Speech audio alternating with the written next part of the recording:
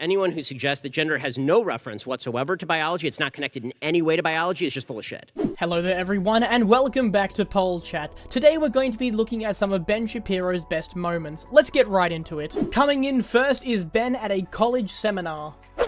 I personally don't think that I could have an abortion, just because morally I feel like for myself it wouldn't be the right choice. But how do you defend your opinion as a white, well-off, religious man?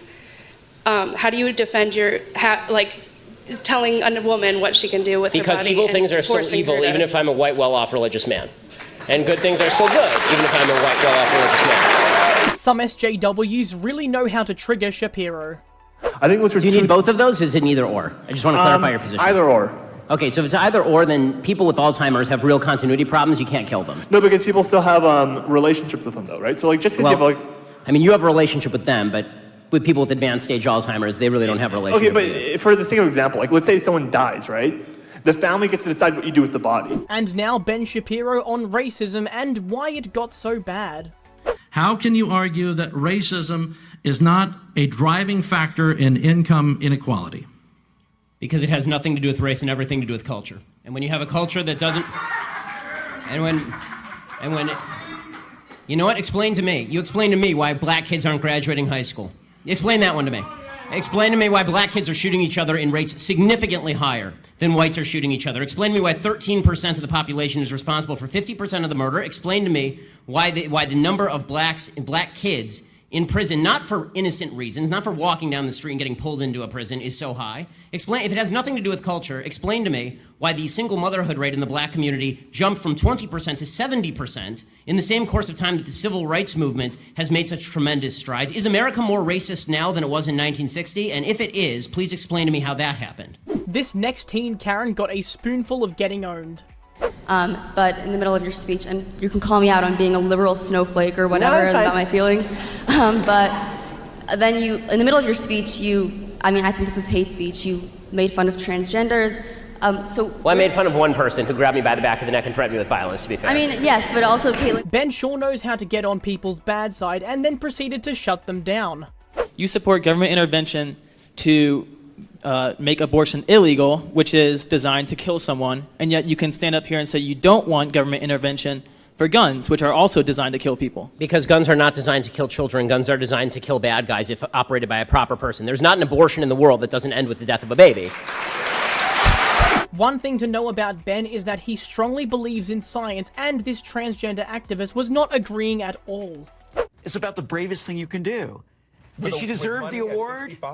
Yes. Why are we mainstreaming delusion? It's not delusion. Why would you call it delusion? Because Caitlyn Jenner, I'll call him Caitlyn Jenner. No, because it's that's her. You're not being polite to the pronouns. Because disrespectful. Okay, forget about the disrespect. Facts don't care about your feelings. It turns out that every chromosome, every cell in Caitlyn Jenner's body is male, with the exception of some of his sperm cells. It turns out that his brain structure is male. It turns out that he still has all of his male appendages. How he feels on the inside is irrelevant to the question of his biological. This next video is also from a college seminar he had, and we all know how those go. And I just wanted to know, why exactly do you think a first trimester fetus has moral value? Okay, so a first trimester fetus has moral value because whether you consider it a potential human life or a full-on human life, it has more value than just a cluster of cells. If left to its natural processes, it will grow into a baby. So the real question is, where do you draw the line? So you're going to draw the line at the heartbeat, because it's very hard to draw the line at the heartbeat. There are people who are adults who are alive because of a pacemaker. They need some sort of outside force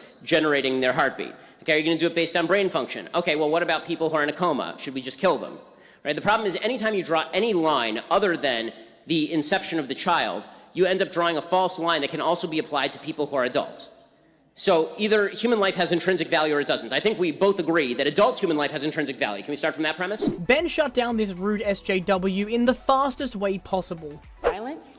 I mean, you heard my speech tonight. Do you feel that my speech could incite violence? Well,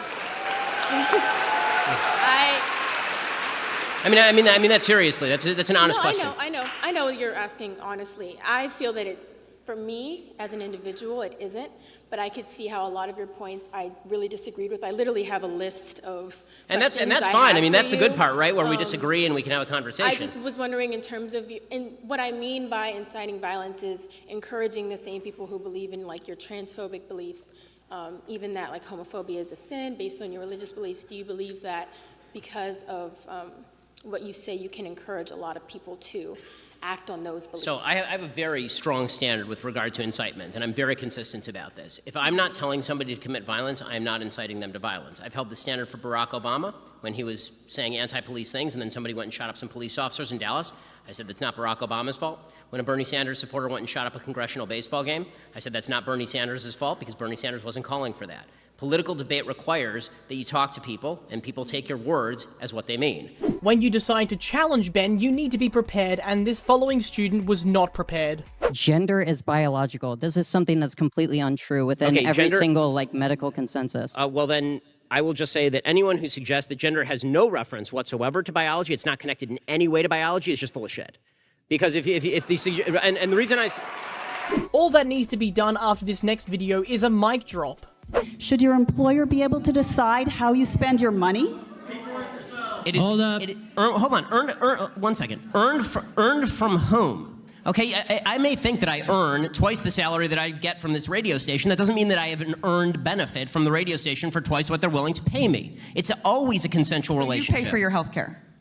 Well, first of all, I do because it was negotiated in the contract that I signed, in which I voluntarily engaged. And if I don't like that, I can quit tomorrow. Now a clip of Ben being Ben. I think that we need to re-inculcate in men themselves, not just the teach men not to routine. Like, again, it's such a weird concept. Like, when I was 11, my dad didn't sit me down and say, son, don't people.